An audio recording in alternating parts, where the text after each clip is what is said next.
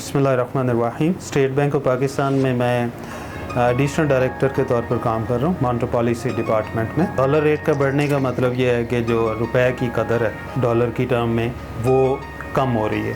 उसकी जो बुनियादी वजह होती है ये जैसे डॉलर की प्राइस है, ये जिस तरह बाकी चीज़ों की कीमतें होती हैं मार्केट में तय होती हैं उनकी डिमांड एंड सप्लाई के साथ, इसी तरह डॉलर की प्राइस जो है वो भी तय होती है फॉरेन एक्सचेंज मार्केट में through demand for dollar and supply of dollars.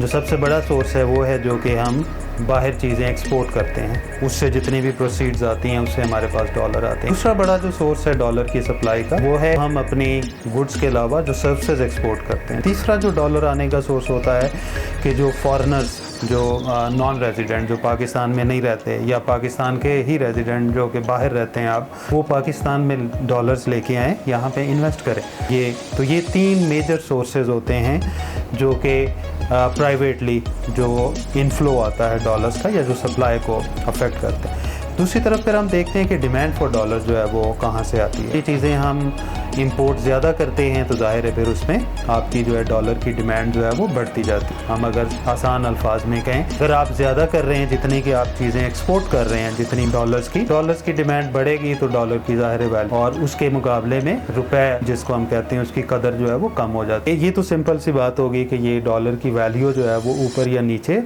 क्यों जा रही है। अगर मैं नंबर्स की तादाद में बताऊं तो इस साल जो है वो हमारे पास तकरीबन हम 31 बिलियन डॉलर की जो है वो एक्सपोर्ट करेंगे। तकरीबन 31.5 बिलियन की हमारी रेमिटेंसेस होंगी और हमारे पास जो फॉरेन इन्वेस्टमेंट आएगी इस साल जो हम एक्सपेक्ट कर रहे हैं वो तकरीबन 2 बिलियन डॉलर की होगी। तो ये मिला के हमारे पास जो सप्लाई ऑफ डॉलर्स है वो है तकरीबन 664 बिलियन डॉलर की। और इसके अगेंस्ट अगर हम देखें कि हमने इंपोर्ट कितनी कर ली है तो हमारी जो एस्टीमेट बता रहे हैं कि इस साल हम जो इंपोर्ट कर रहे हैं उसका बिल जो है वो तकरीबन 70 अरब डॉलर का होगा, जो कि हमारी एक्सपोर्ट्स और रेमिटेंसेस और जो फॉरेन इन्वेस्टमेंट है उसको मिला के भी उससे जो है वो ज़्यादा है। तो इसका मतलब ये हुआ कि डिमांड जो फॉर डॉलर्स है वो ज़्यादा है आपकी जो सप्लाई हो रही है डॉलर्स में। तो इस वजह से क्या हो रहा है कि डॉलर का रेट जो है वो बतदरीज जो है वो बढ़ता जा रहा है, जो हमारा जो रुपया है वो डिप्रिशिएट होता जा रहा है।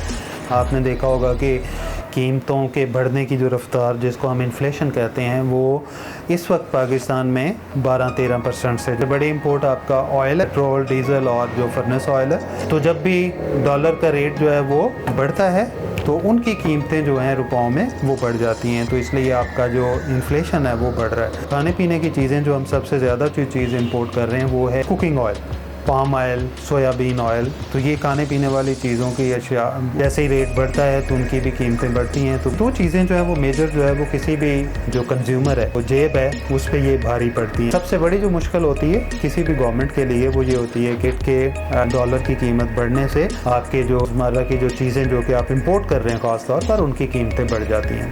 तो हुकूमत के पे प्रेशर आता है इसकी वजह से। ने जो जितना भी डेट पे करना है उसकी रुपयों में वैल्यू जो है वो बढ़ जाएगी।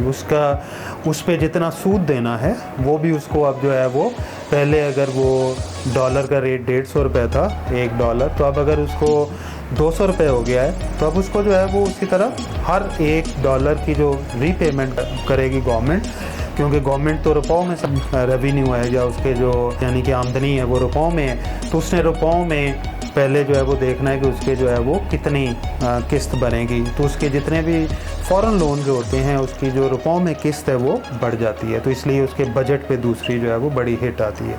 तो ये तो दो चीज़ें हैं जिससे यानी कि गवर्नमेंट जो है रेट बढ़ता है डॉलर का तो उसके लिए मुश्किलात पैदा कर देता है।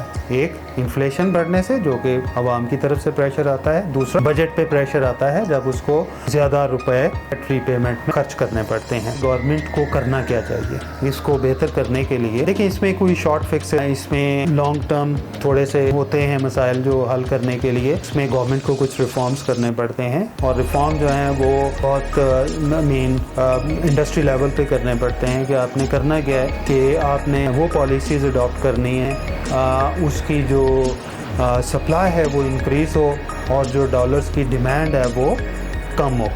तो उसके लिए एक तो ये है कि गवर्नमेंट को अपने खर्चे कम करने हैं, वो वाले खर्चे जिनकी वजह से आपको ज़्यादा इंपोर्ट करनी पड़ती हैं, ताकि इंपोर्ट्स जब कम होंगी तो डॉलर की डिमांड जो है वो कम हो जाएगी। दूसरा, गवर्नमेंट को ऐसी पॉलिसीज़ अडॉप्ट करनी चाहिए जिससे वो एक्सपोर्ट्स को प्रमोट करें। डोमेस्टिक इंडस्ट्री, वो वाली इंडस्ट्रीज़ जो कि सब्स्टिट्यूट्स हो सकती हैं, जो कि हम चीज़ें इंपोर्ट कर रहे हैं उनको सब्स्टिट्यूट कर सके, तो वो इंडस्ट्रीज़ जो हैं वो उनको आप प्रमोट करें। 3 मेजर मैयर, यानी कि ऐसे मैयर जिससे गवर्नमेंट खुद अपने खर्चे कम करे, जो कि ज़्यादा इंपोर्ट रिलेटेड होते हैं, उस पे उन चीज़ों पे खर्चे कम करे।